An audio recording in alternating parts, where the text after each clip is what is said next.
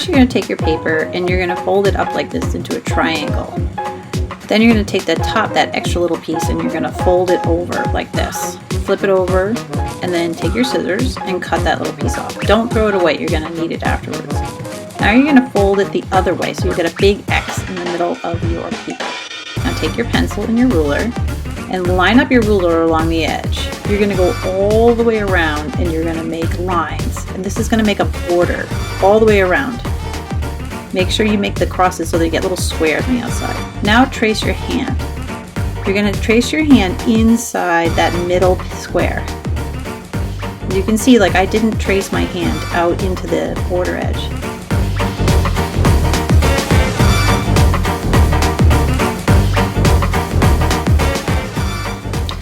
You're going to make a heart in the middle of your hand, and you're going to put that person's name in the middle. I chose myself, Miss Ringgold.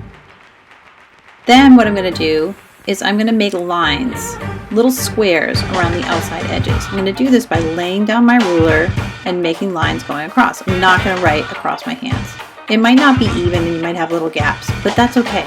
A quilt is kind of uneven sometimes, and that's what makes it beautiful and fun and different, just like us. So don't worry about the little gaps. Okay. Now I'm going to make a border on the inside. This is optional. You don't have to do this. I just think it looks a little bit fancier if I add like a little bit of a border around the edge. I'm going to go to my hand and I stop and I go over it. I don't want to run over my fingers. And like I said, this is totally optional. But look at how nice that looks. Now, I'm going to make triangles in all the squares going around. You can use your ruler to do this, or you can freehand it. It's totally up to you on whether or not you want to do it this way.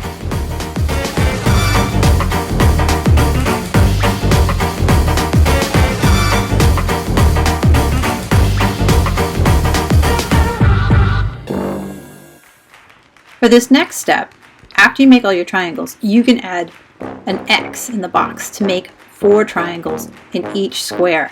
This is again optional. I'm going to choose to do it on both sides, on the left and on the right, but I'm not going to do it on the top or the bottom. It's totally up to you.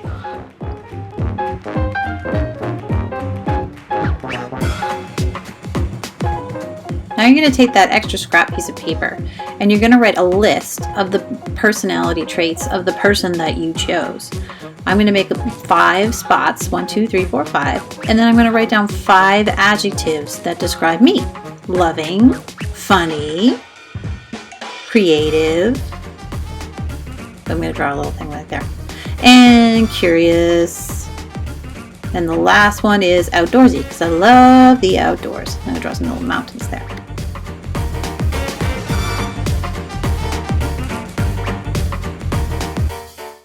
Once you nail down your list, you're going to start to write down each one of the character traits on all of your fingers. So you have 5 character traits, and then you have 5 fingers. So you're going to write them down and maybe draw an oval around them.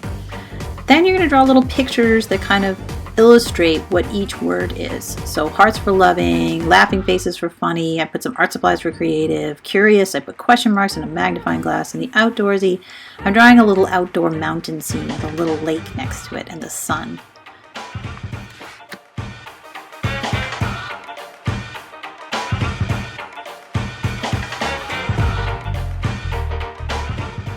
Now let's take a look at one of Faith Ringgold's story quilts. Let's take a specific look at the border that she's done, with the one with the triangles on the inside, and how she's made all of those triangles different colors, cools, warms, neutrals, and she's scattered them all the way around the outside edge of the border. You're going to do the same thing. I'm going to start with a warm color and see how I'm going to spread it out on all 4 sides. And then I'm going to use a cool color and go all the way around all 4 sides. Then I'm going to add a neutral and go all 4 sides and just keep spreading it out. I'm going to keep alternating warm, cool, warm, cool. I only used 1 neutral. You can use more than 1 neutral if you want to, if you remember your neutral colors. And then spread them out, keep going, work all the way around. Try not to put 2 colors next to each other that are the same, because it makes it a little bit boring. You want it to look really interesting and get the person's eye flowing all the way around the border.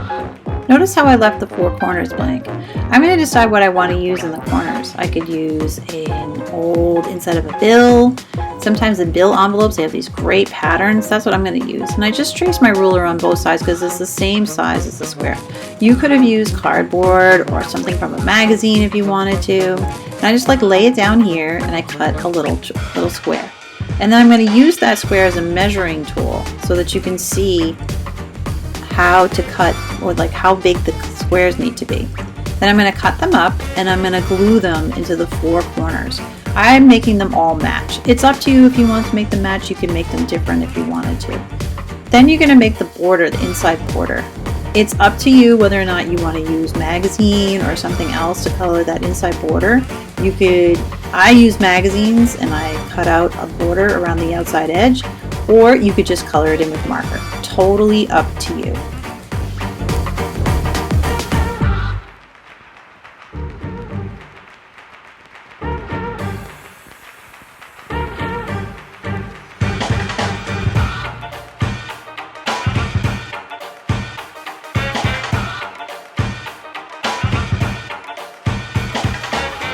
Now that the border's done, you're going to add color to the inside.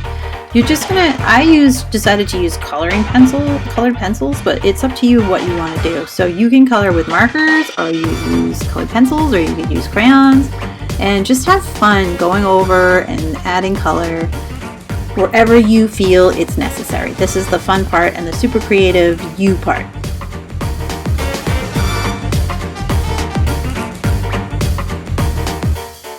Now it's up to you how you want to do the background behind your hand, the spaces in between your fingers, the negative space.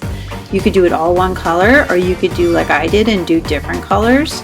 It's entirely up to you. Again, be creative, make this yours.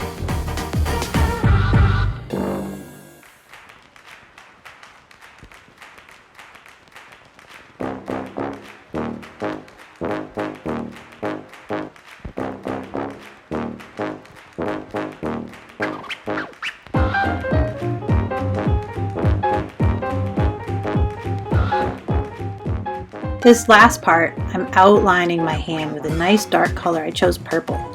And you go over your hand. This kind of makes it pop at the end.